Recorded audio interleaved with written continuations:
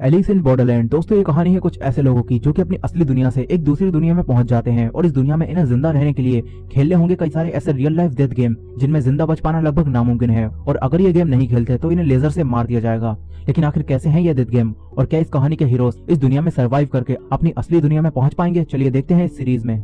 कहानी की शुरुआत में हम आरिसू को देखते हैं जो कि वीडियो गेम खेल रहा होता है। तभी उसका भाई आरिसू के पास आता है और उसे जॉब इंटरव्यू पर न जाने के लिए डांटता है, लेकिन आरिसू घर से बाहर चला जाता है। इसके बाद आरिसू अपने दो दोस्तों कारुबे और छोटा से मिलता है। ये तीनों ही अपनी लाइफ से सेटिस्फाई नहीं होते और फिर यहीं रोड पर थोड़ा एंजॉय करने लगते हैं, लेकिन इनकी वजह से एक एक्सीडेंट हो जाता है। ये तीनों पुलिस से बचने के लिए स्टेशन के बाथरूम में छुप जाते हैं, मगर तभी यहाँ लाइट्स ऑफ होती हैं और ये तीनों बाहर आकर देखते हैं कि इस पूरी जगह में इन तीनों के अलावा कोई और नहीं है। ये तीनों अलग अलग होकर दूर तक लोगों को देखने जाते हैं, लेकिन इन्हें यहाँ कोई भी नहीं दिखता और देखते ही देखते रात हो जाती है और आसपास कहीं भी लाइट्स नहीं होती।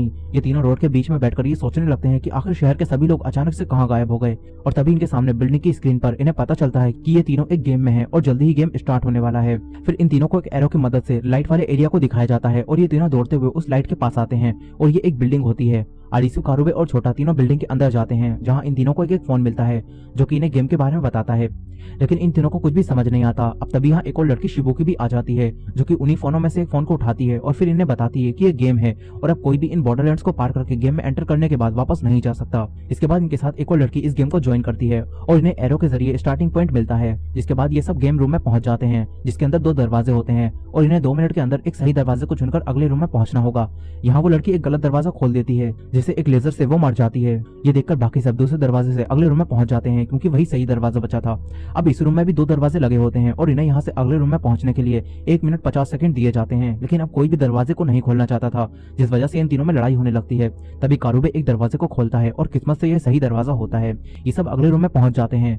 यहाँ अब आरिसू अपना दिमाग लगाता है और इस बिल्डिंग के स्ट्रक्चर और बिल्डिंग में बने रूम के पैटर्न को समझकर अपने दोस्तों और शिबुकी के साथ गेम जीतकर बिल्डिंग से बाहर आ जाता है। यहाँ इन्हें एक कार्ड मिलता है जो कि हर एक गेम जीतने पर इन्हें मिलेगा। इस कार्ड पर नंबर 3 लिखा होता है, जिसके साथ ही इन्हें इस दुनिया में रहने के लिए 3 दिन का वीजा दिया जाता है, लेकिन इन्हें समझ नहीं आता कि ये वीजा क्या है। और तभी इनके सामने एक आदमी आता है जो कि कहता है कि आज मेरा वीजा खत्म हो गया है और यहाँ एक लेजर आकर उस आदमी को मार देती है, जिसे अब ये तीनों समझ जाते हैं कि अगर इनका वीजा खत्म हो गया तो इन्हें मार दिया जाएगा और अभी इनके पास जिंदा रहने के लिए 3 दिन है, यानी 3 दिनों तक ये जिंदा रह सकते हैं। लेकिन अगर इन्होंने ये 3 दिन खत्म होने से पहले अपना अगला गेम खेलकर वीजा नहीं बढ़वाया तो इन्हें भी लेजर से मार दिया जाएगा। फिर इसके बाद हम उसागी नाम की एक लड़की को देखते हैं जो कि इसी गेम वाली दुनिया में होती है और वो ऊंचाई पर खड़ी होकर उसी लेजर से कई लोगों को मरता हुआ देखती है, जिससे पता चलता है कि इस गेम वाली दुनिया में कई लोग फंसे हुए हैं।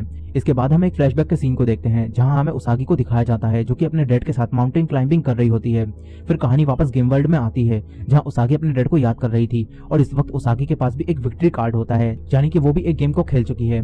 अब इसके बाद हम फिर से आरिसू और बाकी सबको देखते हैं। यहाँ छोटा आरिसू को बताता है कि इस दुनिया की इलेक्ट्रॉनिक चीजें खराब कर दी गई हैं, लेकिन जो चीजें इलेक्ट्रिक नहीं है वो चल रही हैं और यहाँ काम कर रही हैं। अब ये चारों बात करते हैं और आरिसू को लगता है कि इस सबके पीछे जरूर कोई गेम मास्टर होगा जो कि इस गेम को बनाकर चला रहा है। यहाँ पिछले गेम की वजह से छोटा जख्मी हो गया था, इसलिए अब आरिसू और कारुबे शिबुकी को छोटा के पास छोड़कर इस दुनिया में जिंदा रहने के लिए वीजा को बढ़ाने का फैसला करते हैं और रात होने पर ये दोनों गेम खेलने जाते हैं। ये दोनों एक गेम अरीना में पहुंचते हैं और यहाँ और भी ज्यादा लोग गेम खेलने आए होते हैं, जिसमें उसागी भी शामिल होती है। यहीं हम एक आदमी अगुनी को भी देखते हैं जो कि काफी स्ट्रॉन्ग होता है और इसी गेम में एक चालाक लड़का चीशिया भी होता है। इसके बाद गेम स्टार्ट होता है और इस गेम का विक्ट्री कार्ड 5 ऑफ स्पेड होता है। यहाँ एक आदमी आरिसू और कारुबे को बताता है कि ट्रम्प कार्ड के हर एक मार्क का अलग अलग मतलब होता है। स्पेड का मतलब है ताकत का गेम और इसी तरह अगर क्लब कार्ड हो तो उस गेम में टीम की लड़ाई होगी और डायमंड कार्ड हो तो माइंड गेम होगा। फिर वो आदमी कहता है कि सबसे खतरनाक गेम हार्ट के कार्ड के लिए होता है क्योंकि उसमें दिलों और इमोशंस के साथ खेला जाता है। अब इसके बाद इन्हें गेम के बारे में पता चलता है और इस गेम का नाम टैग होता है और इस गेम में इन्हें अपने आप को टैगर से बचाना होगा और अपने लिए सेफ जोन को ढूंढना होगा। इस सबको करने के लिए इन्हें 20 मिनट दिए जाते हैं और 20 मिनट के अंदर इन्होंने अगर सेफ जोन नहीं ढूंढा तो इस पूरी बिल्डिंग को बम से उड़ा दिया जाएगा। ये जानकर अब सभी लोग पूरी बिल्डिंग में फैलकर सेफ जोन को ढूंढने लगते हैं।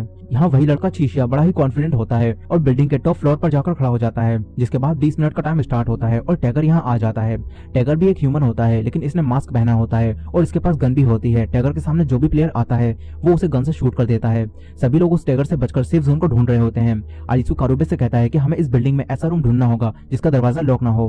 अब तभी इन्हें एक प्लेयर की डेड बॉडी मिलती है और टैगर इनके सामने आ जाता है। ये देखकर ये सब यहाँ से नीचे भागते हैं और आरिसू और कारुबे बिल्डिंग में छुप जाते हैं, जिससे ये टैगर से बच जाते हैं। इसके बाद आरिसू सबको टैगर की लोकेशन बताकर इस गेम को मिलकर खेलने के लिए कहता है। उसागी आरिसू की बात मान लेती है और सबको बताती है कि टैगर किस फ्लोर पर है। इसी दौरान चिशिया और आरिसू देखते हैं कि जब एक प्लेयर एक रूम के दरवाजे को खोलने वाला था तो टैगर ने दूसरे फ्लोर से उस पर गोली चलाई, यानी कि यही सही रूम है। ये जानने के बाद आरिसू टैगर से बचता है। तभी इनके पास आगुनी आ जाता है। कारुबे आगुनी के साथ मिलकर टैगर से फाइट करने का प्लान बनाता है और आरिसू सेफ जोन ढूंढने जाता है। उसागी ने आकर बताती है कि वो किस किस जगह को चेक कर चुकी है और इसके बाद उसागी फर्स्ट फ्लोर को चेक करने चली जाती है।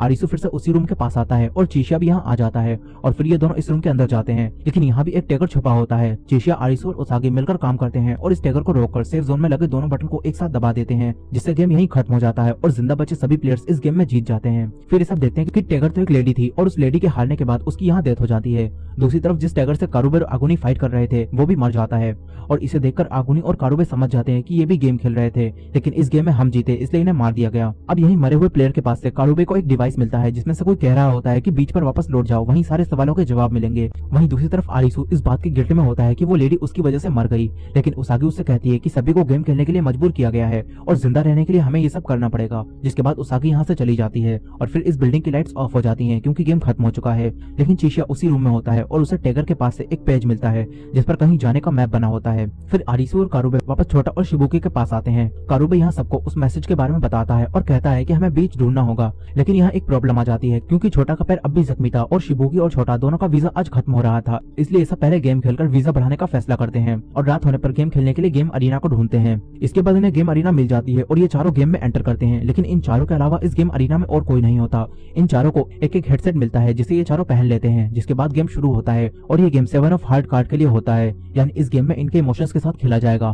फिर इन्हें इस गेम के बारे में बताया जाता है और इस गेम में इन चारों में से एक भेड़िया होगा और 3 भेड़ होंगे और गेम में 15 मिनट के बाद सारे भेड़ों के गले में लगे कॉलर बम को फोड़कर उन्हें मार दिया जाएगा और आखिर में सिर्फ भेड़िया ही जिंदा बचेगा। ये सुनकर ये सभी शॉक्ड हो जाते हैं क्योंकि इस गेम में इन चारों में से सिर्फ एक ही बच सकता है।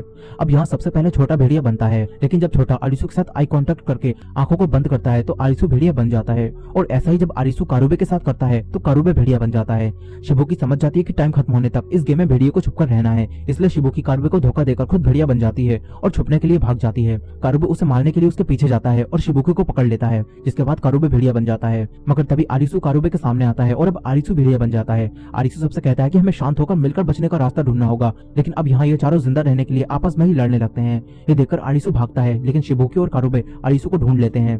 तभी छोटा शिबुकी को पकड़ लेता है, लेकिन कारुबे आरिसू का पीछा करता है। आरिसू छुपकर उस हेडसेट को खोलने की कोशिश करता है, लेकिन अब आरिसू कुछ भी नहीं कर पा रहा होता और अब यहाँ ये चारों उस हेडसेट की मदद से आपस में बात करते हैं और फिर ये तीनों अपनी दोस्ती और अपने पुराने अच्छे पलों को याद करने लगते हैं। और अब आरिसू कारुबे और छोटा को भेड़िया बनाने के लिए उन्हें ढूंढने लगता है क्योंकि वो अपने दोस्तों को मरने नहीं देना चाहता था। लेकिन अब कारुबे और छोटा आरिसू को इस गेम में जिताने का फैसला करते हैं और आरिसू से छुप जाते हैं। आरिसू इन तीनों को ढूंढ रहा होता है, लेकिन अब ये तीनों अपनी लाइफ को सेक्रीफाइस करके आरिसू को बचाने का फैसला कर लेते हैं, जिसके बाद टाइम खत्म होता है और आरिसू को छोड़कर बाकी तीनों के गले में लगे कॉलर बम को फोड़ दिया जाता है और इन तीनों की यहाँ डेथ हो जाती है। ये देखकर आरिसू को काफी दुख होता है, वो चीख चीख कर रोने लगता है। अब इसके कुछ समय बाद हम फिर से उसागी को देखते हैं जो कि अपने लिए खाने का सामान ले जा रही होती है। तभी रोड के बीच में उसागी को आरिसू मिलता है। उसागी उसे पहचान लेती है और उससे कहती है कि क्या तुम्हें नहीं जीना, जिस पर आरिसू कहता है कि वो मरना चाहता है। उसागी यहाँ से चली जाती है। यहाँ उसागी काफी अच्छे से सर्वाइव कर रही होती है, लेकिन उसागी को एक बार फिर से आरिसू दिखता है जो कि अपने दोस्तों को खोने के बाद अब भी दुखी होकर वहीं पड़ा होता है। उसागी जब आरिसू को देखती है तो उसे अपना पास्ट याद आता है जब उसागी भी अपने डैड को खोने के बाद इसी तरह मरना चाहती थी, इसलिए अब उसागी आरिसू को अपने साथ ले आती है। आरिसू को जब होश आता है तो उसागी उसे खाना खाने के लिए देती है, लेकिन आरिसू गिल्ट में होता है कि उसकी वजह से उसके दोस्तों की जान चली गई और अब आरिसू भी मरना चाहता है। उसागी आरिसू को अपनी जिंदगी के उन्हीं पलों के बारे में बताती है जब वो भी इसी तरह मरना चाहती थी, लेकिन फिर उसागी आरिसू से कहती है कि मरना तो है ही, क्या पता अगले गेम में या वीजा खत्म होने पर हम मर जाएं। इसके बाद आरिसू खाना खा लेता है और फिर उसागी उसे उठकर गेम खेलने के लिए कहती है। उसागी यहाँ आरिसू को उस टैगर गेम के बारे में बताती है और कहती है कि उस गेम में तुम्हारी लोकेशन बताने की वजह से मेरी जान बच गई थी, इसलिए उसागी कहती है कि मैं नहीं चाहती कि तुम यहाँ मर जाओ। जिसके बाद आरिसू दोबारा उठ जाता है और आरिसू को एक नया साथी मिल जाता है और अब रात में आरिसू और उसागी अगले गेम में जाते हैं। इस गेम अरीना में इन्हें एक बस मिलती है, ये दोनों उसके अंदर आ जाते हैं और अपना फोन ले लेते हैं। इस बस में 3 लोग पहले ही गेम खेलने के लिए बैठे होते हैं। ये तीनों दोस्त होते हैं और इनमें से एक लड़के का पैर जख्मी भी होता है, उसे भी छोटा की तरह गेम में चोट लग गई थी। अब इसके बाद गेम स्टार्ट होता है और इस गेम का नाम डिस्टेंस यानी दूरी होता है और दिए गए समय में इन तीनों को लक्ष्य तक पहुंचना होगा। ये सब समझ जाते हैं कि इन्हें रोड पर दौड़कर लक्ष्य को ढूंढना होगा।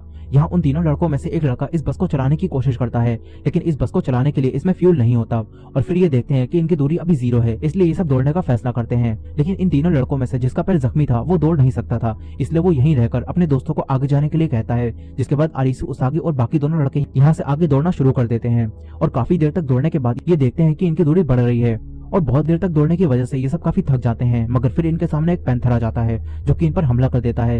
यहाँ ये चारों उस पैंथर से बचते हैं, लेकिन वो पैंथर यहाँ इनके एक साथी को मारकर खाने लगता है। ये देखकर बाकी तीनों यहाँ से बचकर भाग जाते हैं और पैंथर से काफी दूर आ जाते हैं। फिर इन तीनों को पुरानी मोटरसाइकिल मिलती है जो कि पुराने समय की होती है और इसके अंदर वो फ्यूल होता है जिसकी मदद से ये बस को चला सकते हैं। ये देखकर आरिसु मोटरसाइकिल को बस तक ले जाने का फैसला करता है ताकि वो उस जख्मी लड़के को बचा सके और फिर उसागी के साथ वो दूसरा लड़का लक्ष्य को ढूंढने आगे जाता है। ये दोनों मिलकर रोड के एंड तक पहुंच जाते हैं और यहीं रुककर आरिसु के यहाँ आने का इंतजार करने लगते हैं। दूसरी तरफ आरिसु मोटरसाइकिल को लेकर पैंथर से बचते हुए वापस बस तक पहुंच जाता है, लेकिन फिर आरिसु देखता है कि बस पर गोल लिखा है, यानी जिस लक्ष्य तक इन्हें पहुंचना है वो लक्ष्य बस है और इसी वजह से बस में होने पर इनकी दूरी 0 थी क्योंकि ये लक्ष्य से बिल्कुल भी दूर नहीं थे।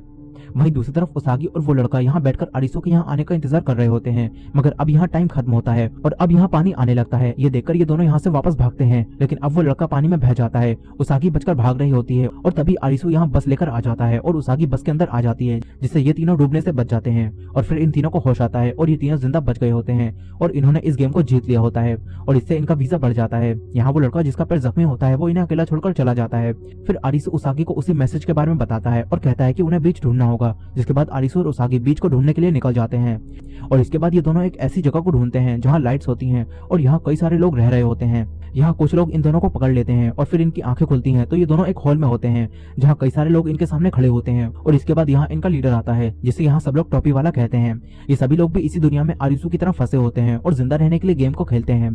टोपी वाला इन्हें बताता है कि हम सभी लोगों ने मिलकर यहाँ उन लोगों के लिए रहने की जगह बनाई है जो कि यहाँ आकर फंस गए हैं। फिर टोपी वाला कहता है कि यहाँ बीच पर रहने वाले सभी लोग हमारे लिए गेम खेलकर कार्ड को इकट्ठा करते हैं ताकि वो सब यहाँ से बाहर निकल सकें, लेकिन टोपी वाला इन्हें बताता है कि जिसके पास भी सारे कार्ड होंगे वही यहाँ से असली दुनिया में जा सकता है और टोपी वाला यहाँ का लीडर है इसलिए वो सबसे पहले अपनी असली दुनिया में जाएगा। फिर टोपी वाला आरिसु और उसागी को भी बीच के लोगों में शामिल कर लेता है और उन्हें अपने लिए गेम खेलकर कार्ड लाने के लिए कहता है। टोपी वाला आरिसु और उसागी दोनों के जीते हुए कार्ड को ले लेता है और आरिसु और उसागी दोनों का वीजा ही आज खत्म हो रहा होता है, इसलिए ये दोनों बीच के लोगों के साथ मिलकर गेम खेलने के लिए तैयार हो जाते हैं। इसके बाद टोपी वाला रात में सभी बीच के लोगों को ग्रुप में बांटकर गेम अरीना में गेम खेलने के लिए भेजता है। कई सारे लोग गेम खेलने जाते हैं, कुछ मर जाते हैं तो कई सारे लोग गेम को जीत जाते हैं। आरिसु और उसागी भी अलग अलग गेम में भाग लेते हैं और दोनों ही अपने गेम को जीत लेते हैं। आरिसु टोपी वाला के एक साथी के साथ गेम में गया होता है जिसका नाम आन होता है।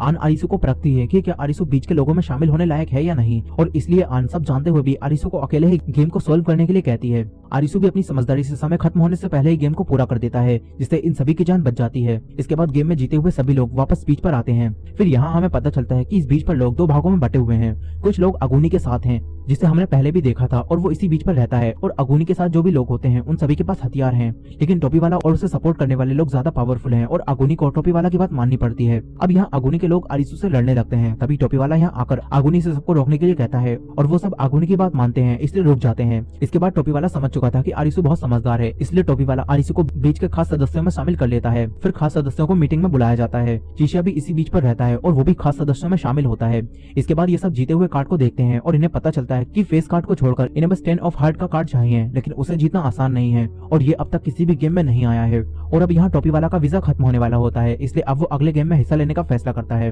अगले दिन उसागी आरिसु के पास आती है, जिसके बाद ये दोनों मिलकर ये पता करने की कोशिश करते हैं कि आखिर सभी लोग यहाँ से कहाँ गायब हो गए हैं, लेकिन किसी को भी कुछ भी नहीं पता होता। इसी बीच आरिसु एक सुनसान जगह को देखता है और उसे पता चलता है कि अगुनी के आदमी जिनके पास हथियार हैं वो यहाँ गद्दारी करने वाले लोगों को मार रहे हैं। और फिर यहाँ चीशिया अपनी दोस्त के साथ आकर इस बारे में आरिसु को सब कुछ बताता है। यहाँ चीशिया टोपी वाला से कार्ड को चुराने का प्लान बना रहा होता है। चीशिया आरिसु और उसागी को अपने साथ इस प्लान में शामिल कर लेता है और फिर ये चारों मिलकर प्लान बनाते हैं कि ये कार्ड को कैसे चुराएंगे। और इसके बाद रात में टोपी वाला गेम में हिस्सा लेने जाता है, लेकिन फिर इन सबको वो मरा हुआ मिलता है। ये जानकर ये सभी खास मेंबर्स को मीटिंग में बुलाते हैं, जहाँ इन सबके सामने टोपी वाला की डेड होती है और टोपी वाला को गोली लगी थी जिस वजह से वो मर गया। अब यहाँ ये सब डिसाइड करते हैं कि टोपी वाला की डेथ के बारे में ये बाहर बीच पर किसी को भी नहीं बताएंगे, लेकिन फिर ये सब सोचते हैं कि अगला लीडर कौन बनेगा और यहाँ अगुनी के साथ ही सभी को मारने की धमकी देकर अगुनी को नया लीडर बनवाते हैं। फिर अगुनी को जीते हुए सभी कार्ड जिस तिजोरी में रखे हैं उसका पासवर्ड दिखाया जाता है। इसके बाद अगुनी सभी लोगों के सामने अपनी स्पीच देता है और इस वक्त बीच के सभी लोग वहीं मौजूद होते हैं, इसलिए चीशिया, उसकी दोस्त और उसागी हर तरफ नजर रखते हैं और आरिसु कार्ड को चुराने के लिए लीडर के रूम में जाता है। यहाँ उसे तिजोरी मिल जाती है, लेकिन फिर चीशिया आरिसु को डबल क्रॉस करके उसे पकड़वा देता है क्योंकि वो जानता था कि जो तिजोरी आरिसु ने ढूंढी है उसमें कार्ड्स नहीं है। और यहाँ चीशिया देखता है कि कार्ड्स चोरी होने की बात पर अगुनी की नजर एक पेंटिंग की तरफ गई है, यानी कि की कार्ड जिस तिजोरी में रखे हैं वो उस पेंटिंग के पीछे है। अब यहाँ निरागी आरिसू को मारकर एक रूम में ले जाकर बांध देता है, और क्योंकि कल आरिसू का वीजा खत्म हो जाएगा और अगर वो यहीं बंदा रहा तो वीजा खत्म होने पर लेजर आकर आरिसू को मार देगी, इसलिए अब निरागी आरिसू को यहीं बांधकर कमरे में बंद करके चला जाता है। इसके बाद निरागी उसागी को पकड़कर अपने रूम में ले जाता है और अब रात होने पर चीशिया अपनी दोस्त के साथ मिलकर उन कार्ड को चुरा लेता है और फिर ये दोनों इस बीच से जाने लगते हैं। लेकिन अब ये पूरा बीच गेम अरीना बन जाता है और जितने भी लोग इस बीच पर होते हैं वो ऑटोमेटिकली इस गेम में पार्टिसिपेट कर चुके होते हैं और ये गेम 10 ऑफ हार्ट कार्ड के लिए होता है। ये जानकर ये सभी लोग आकर अपने अपने फोन को उठाते हैं और उसागी, चिशिया और आगुनी सभी लोग यहाँ आ जाते हैं और यहाँ इन्हें एक लड़की मोमोका की डेड बॉडी मिलती है। फिर इन्हें पता चलता है कि ये गेम विच हंट गेम है और इसी बीच पर एक विच है जिसने इस लड़की को मारा है और इन्हें इस गेम को खत्म करने के लिए उस विच को ढूंढकर आग में जलाना होगा और वो विच एक इंसान है और इन्हीं लोगों में से कोई एक है। इन्हें बताया जाता है कि विच लड़का या लड़की कोई भी हो सकता है। इसके बाद इन्हें इस गेम में जीतने के लिए 2 घंटे दिए जाते हैं। अब यही बीच के सभी लोगों को पता चल जाता है कि टोपी वाला की डेथ हो गई है, लेकिन फिर आन सबसे कहती है कि टोपी वाला का मर्डर हुआ है क्योंकि जो गोली उसके शरीर में लगी थी वो इसी बीच के हथियारों की है। तभी एक लड़की कहती है कि हो सकता है कि जिस विच ने मोमोका को मारा हो उसी ने टोपी वाला को भी मारा होगा, लेकिन तभी निरागी का एक साथी जिसे लास्ट बॉस कहते हैं वो आकर उस लड़की को मार देता है और अब अगुनी अपने सभी साथियों से बाकी सबको मारकर आग में जला देने के लिए कहता है। ये जानकर निरागी और उसके दोस्त सभी लोगों को मारने में लग जाते हैं और यहाँ भगदड़ मच जाती है। सभी लोग अगुनी के लोगों से अपनी जान बचाकर भाग रहे होते हैं क्योंकि उनके पास कोई भी हथियार नहीं होता। दूसरी तरफ निरागी और उसके साथियों के पास लोगों को मारने के लिए हथियार होते हैं और वो लोगों को मारकर उनकी डेड बॉडीज को आग में जला रहे होते हैं। अगुनी आग के पास ही खड़ा होता है। वहीं उसागी आरिसू को बचाने के लिए कुछ लोगों के साथ मिलकर उसे ढूंढ रही होती है। दूसरी तरफ चिशिया अपनी दोस्त क्यूना के साथ कंट्रोल रूम में से सबको देख रहा होता है। तभी क्यूना एक अंधेरे कमरे में किसी को नोटिस करती है, इसलिए क्यूना उस रूम में जाती है। लेकिन यहाँ आन उस चाकू पर से उस विच के फिंगरप्रिंट्स को पता लगाने के लिए कुछ सामान ढूंढ रही होती है। आन यहाँ क्यूना को अपनी मदद करने के लिए कहती है। वहीं लास्ट बॉस बिल्डिंग में आग लगाकर क्यूना और आन को मारने के लिए इनके सामने आता है। क्यूना लास्ट बॉस को रोकती है और आन जाकर उस चाकू पर किसके फिंगरप्रिंट्स हैं ये पता लगाकर विच कौन है ये पता लगाने की कोशिश करती है। वहीं चिशिया जाकर निरागी से फाइट करता है और उसे आग से जला देता है, जिसके बाद निरागी नीचे गिर जाता है लेकिन वो मरता नहीं। क्वीना लास्ट बॉस से फाइट कर रही होती है और क्वीना असली दुनिया में कुंफू सीखी हुई थी, इसलिए क्वीना लास्ट बॉस को मार देती है। वहीं दूसरी तरफ उसागी आरिसू को ढूंढ लेती है और उसे आजाद कराती है। इसके बाद उसागी आरिसू को गेम के बारे में सब कुछ बताती है और फिर आरिसू गेम मास्टर की तरह सोचकर ये पता लगाने की कोशिश करता है कि आखिर विच कौन है। इसी दौरान हमें आगुनी को दिखाया जाता है और अब हमें पता चलता है कि आगुनी और टोपी वाला असली दुनिया में अच्छे दोस्त थे। वहीं दूसरी तरफ आन को पता चल जाता है कि उस चाकू पर किसके फिंगरप्रिंट्स हैं, यानी वो जान जाती है कि विच कौन है। आन ये बात बताने सबको जाती है, मगर तभी यहाँ आगुनी का एक आदमी आकर आन को मारता है जिससे वो बेहोश हो जाती है और वहीं गिर जाती है। वहीं आरिसू को भी अब समझ आ जाता है कि विच कौन है, इसलिए अब आरिसू सबके साथ आगुनी के पास आता है और आगुनी सभी लोगों को मार रहा होता है। आरिसू उसे रोककर कहता है कि जब ये सब कुछ हुआ तुमने मुझे कमरे में बंद कर दिया था, यानी मैं विच नहीं हो सकता और अगर तुम भी विच नहीं हो तो मेरा साथ दो। लेकिन ये सुनकर आगुनी आरिसू को मारने लगता है और सबसे कहता है कि मैं ही विच हूँ। ये सुनकर सभी लोग गन आगुनी की तरफ कर लेते हैं। आगुनी भी सबसे कहता है कि मुझे मार दो, जैसे कि वो किसी चीज के गिल्ट में हो। और ये देखकर आरिसू समझ जाता है कि क्योंकि ये गेम दिल के कार्ड के लिए है इसलिए आगुनी विच नहीं हो सकता, बल्कि वो पहले ही गिल्ट में है और इमोशनल होकर ऐसा कह रहा है। फिर आरिसू समझ जाता है कि आगुनी ने ही टोपी वाला को मारा है और आरिसू कहता है कि तुम टोपी वाला के अच्छे दोस्त हो गए और इस बीच को निरागी और उसके दोस्तों से बचाने के लिए ही तुमने टोपी वाला के साथ रंजिश होने का दिखावा किया ताकि तुम निरागी और उसके दोस्तों के लीडर बन जाओ और उन्हें अपनी बात मनवा सको ताकि निरागी और उसके दोस्त इस बीच पर तबाही न मचाएं। इसके बाद आरिसू आगुनी से पूछता है कि तुमने टोपी वाला को क्यों मारा, जिसके बाद हम पास्ट का एक सीन देखते हैं और हमें पता चलता है कि आरिसू ने जो कुछ भी समझा है वो सब सच है। लेकिन टोपी वाला शुरू से ही लोगों को झूठ बोलकर यहाँ रखता है क्योंकि सारे कार्ड्स की मदद से कोई भी बाहर निकल सकता है या नहीं ये टोपी वाला को भी पता नहीं था और टोपी वाला के सच के बारे में सिर्फ आगुनी ही जानता था। और टोपी वाला किसी भी हाल में इस बीच को बनाना चाहता था क्योंकि इस बीच को बनाना उसका सपना था। और अब हमें उसी दिन के सीन को दिखाया जाता है जब टोपी वाला गेम खेलने गया था और हमें पता चलता है कि वहाँ आगुनी भी था और आगुनी यहाँ टोपी वाला से कहता है कि तुम्हें इस बीच को खत्म करना होगा क्योंकि आगुनी अब निरागी और उसके दोस्तों को और ज्यादा दिनों तक कंट्रोल में नहीं रख सकता। लेकिन टोपी वाला किसी भी हाल में इस बीच का किंग बना रहना चाहता था और आगुनी की इस बात से टोपी वाला उसे गद्दार मानकर उसे शूट करने वाला होता है और अपने आप को बचाने के लिए ही आगुनी ने टोपी वाला को शूट किया है।